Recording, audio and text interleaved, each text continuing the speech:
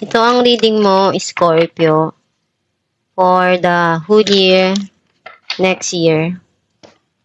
Welcome back to our channel. Naway nasa mabuti kayong kalagayan while watching the channel. This is our general reading. Kayo nang bahalang mag palit-palit ng situation sa reading ko.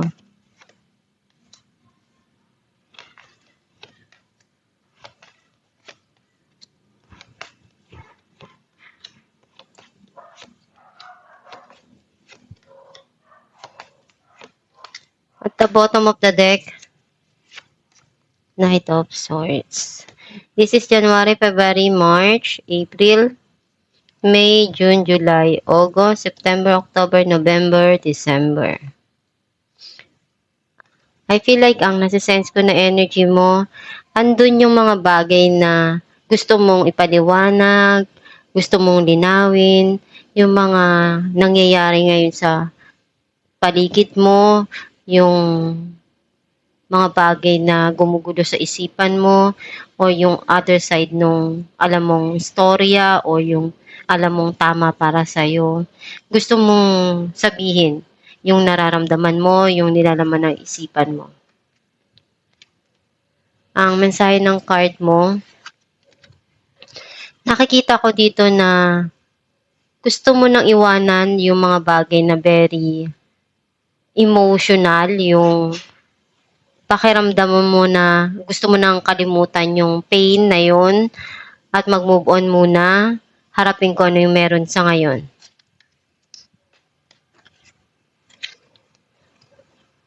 May mga bagay ka dito na gustong takasan, kalimutan, at subukan. And some of you pwedeng merong pagsisinungaling, may cheating na nangyayari. Pwedeng sa past. Nakita ko yung pain, yung sadness sa puso mo. And andun yung iniyak mo, nasaktan ka ng sobra-sobra.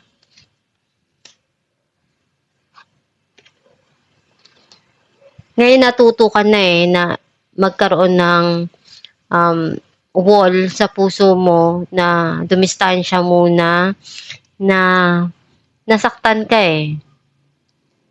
Kaya mas gusto mo muna ngayon na ingatan yung puso mo. Andun yung nag-fail ka, pero alam mo sa sarili mo na hindi pwedeng basta-basta ka lang magpatalo dun sa nararamdaman mo. Iniisip mo uli na mag-start uli, mag-invest, magbigay ng panahon, oras, effort, everything na kaya mo. Pero dun sa alam mong tama para sa'yo. At pinag-iisipan mo muna bago ka mag-move or gumawa ng desisyon.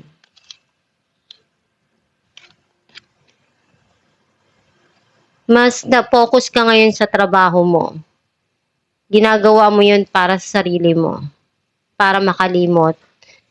Yung pagsusumikap na yun, alam mo naman na at the end, ikaw din naman yung aani nung ginagawa mong pagtatrabaho.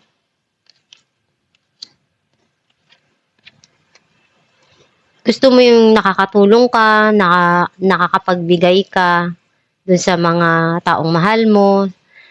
And some of you, may blessing na parating na pinaghirapan mo. Iniisip mo na after all na ginagawa mo, binibigay mo, yung effort mo, lahat, pero parang walang bumabalik sa'yo. Kahit ano yung ginagawa mong pagtulong or pagbibigay ng panahon mo, oras mo, pero bakit ganun? Napapaisip ka ng malalim.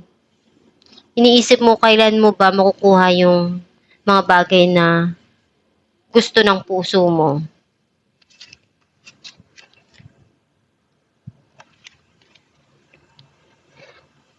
Nakita ko na andun yung panahon na magiging masaya ka din. Yung kasama mo yung mga mahal mo sa buhay na nandiyan para sa'yo, yung totoong nagmamahal sa'yo. And unti-unti mo yang mararamdaman kasi mapupunuan mo na rin yung mga cups na 'to.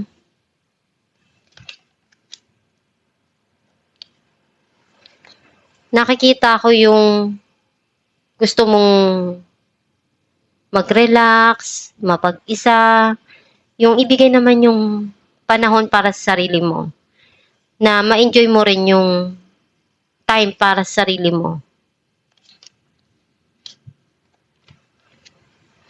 Andun yung pagmamahal, either pagmamahal sa sarili mo or pagmamahal sa isang tao, na ikaw yung nagpupuno, ikaw yung nagbibigay, kasi alam mong dun ka masaya sa mga ginagawa mong very loving sa mga taong mahal mo, sa mga taong andyan para sa'yo.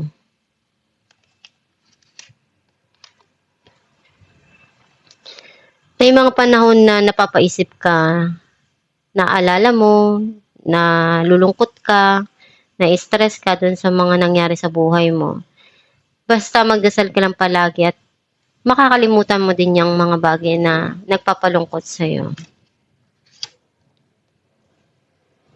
Clarify natin ang 8 of Cups. 5 of Wands and the Star. Nakita ko yung mga bagay na nag-struggle ka dun sa pain na yun. And nagkaroon ng conflict yung passion na yun, yung relationship na yun, o yung pinagdaanan mong yun. Pero andun pa rin yung pinagdarasal mo palagi, kung ano yung gusto mo na mangyari, na makalimutan mo yung mga masasakit na yun. Clarify natin ng 7 of Swords. 3 of Pentacles and the Empress. Ngayon, hinuhugot mo uli yung sarili mo dun sa mga bagay na masakit. And sinusubukan mong makawala dun sa pain na yun. Unti-unti mong binibuild yung sarili mo, yung dreams mo, yung mga pangarap mo. Kasi na-realize mo kung ano yung deserve mo. Yung alam sa sarili mo na ito, yung gusto ko, kailangan ko ding ayusin yung sarili ko. Ibigay din yung nararapat para sa akin. Clarify natin ang 3 of Swords. Ace of Cups and Knight of Cups. Hindi lang ikaw yung nasaktan dun sa nangyaring yun. Nasaktan din siya. And nakikita ko dito na after all na pain na yun, may magsisimula dito, either bagong darating na pag-ibig sa'yo or bagong romance. Kasi may tao na magpapakita ng pagmamahal sa'yo. Clarify natin ang 9 of Wands.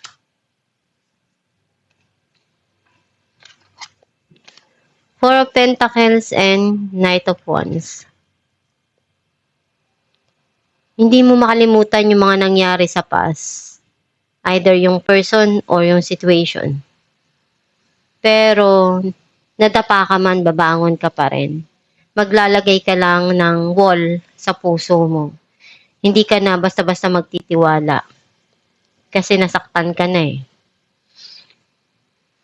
Ngayon, mas gusto mong bigyan ng panahon yung oras mo dun sa mga tao magpapasaya o sa mga bagay na magpapasaya para sa'yo. Yun yung gusto mong bigyan ngayon ng panahon, magbigay ng ikakasaya dun sa puso mo. Yung, alam mo, i-enjoy mo din yung buhay. Nakita mo kasi na masyadong mapaglaro yung tao. Kumbaga yung tao na yung pabalik-balik sa buhay mo or something here na hindi naging maganda yung passion na yun kasi yung passion na nangyari doon is about something na very deep, very fiery, pero hindi yung alam mong panghabang buhay. And hindi mo makalimutan yung mga nangyari doon. Kasi may mga bagay kasi na para sa'yo napakalalim ng pinagsamahan. Clarify natin Queen of Pentacles. Two of Pentacles and Nine of Wands. Right now, hindi ka pa makapagdesisyon. Tinitimbang mo pa kung ano yung dapat mong gawin, dapat mong umpisahan. Pero alam mo na kailangan mong gawin para sa sarili mo na bumangon uli. Clarify natin ng Eight of Pentacles. Seven of Cups and Three of Wands. I feel like andun yung meron kang hinihintay or may gusto kang puntahan. Some of you pwedeng travel, pero hindi ka pa makapag-desisyon right now. Gagawin mo yung lahat ng paraan para makuha mo kung ano yung gusto mo na ma-achieve sa buhay. Clarify natin ng Six of Pentacles. Some of you pwedeng iniisip mo magtrabaho sa malayo. The Chariot, the Hangman. I feel like andun yung may mga desisyon kang kailangan gawin dito pero hindi ka pa makapag-umpisa right now.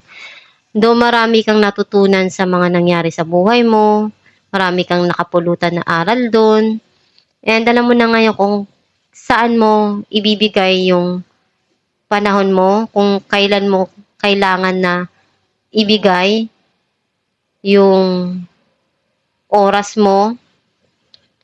Kailangan mo lang i-balance lahat para hindi ka masyadong mapagod dun sa mga dumarating sa'yo. Clarify natin ang Seven of Pentacles. King of Cups and Seven of Cups. Itong tao na to hindi siya makapag-decide right now. Gusto niyang ibigay yung effort niya, pero magulo pa yung isip niya. Clarify natin ang Ten of Cups. Five of Swords and Queen of Cups.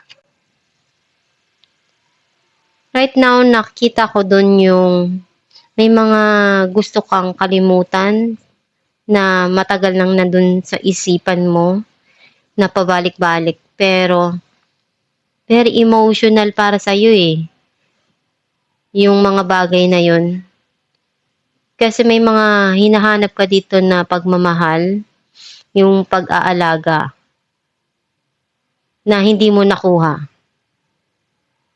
And unti-unti mo naman na marirealize sa sarili mo na kung ano yung makakapagbigay sa'yo ng kasiyahan, yung long-term na happiness. Doon mo makikita kung ano yung nararapat or gusto mo talaga. Clarify natin ng Four of Swords. The Tower and the Chariot. Nagkaroon ng paghihiwalay doon and nagkaroon ng no communication. Nakita ko na magkakaroon dito ng bagong mag-uumpisa uli. Pero marami ka nang natutunan doon sa nangyari sa nakaraan at malaki yung napulot mo na aral doon na pwede mong magamit sa darating na pagsisimula para sa buhay mo. Clarify natin ang The Lovers. Knight of Swords and Five of Wands. May tao dito na gustong makipag-usap sa'yo dun sa mga nangyari na sitwasyon na nagkaroon ng conflict doon, ng struggle. Magkakaroon ng linaw yung situation na yun. Clarify natin ng Nine of Swords. Seven of Swords and Ten of Cups. Andun yung long-term na happiness para sa'yo at the end ng mga pinagdaanan mong sadness, makakawala ka rin doon. Basta magdasal ka lang palagi para malagpasan mo yung pain na yon. Alamin natin kung ano mensahe ng iyong gabay.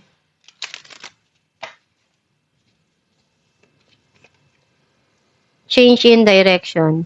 The changes you are experiencing are divinely directed by your newborn willingness to open your heart to love and our guidance. You are protected now and in the future. So follow your path to the happy outcomes you desire. Ang mensahe ng yung gabay na kung ano yung pipiliin mong landas, ikaw yung makapag-decide nun. Basta magdasal ka lang palagi, gawin mo yung best mo sa mga dumarating na situation sa'yo, at alam mo sa sarili mo, sa puso mo kung ano yung desire mo at iyon yung gawin mo. Isipin mo lang na maging positibo sa pananaw sa buhay para iyon yung ma-attract mo na dumating sa buhay mo. At itong yung reading, Scorpio, kung nakaresonate ka, kindly comment down below. Thank you for watching.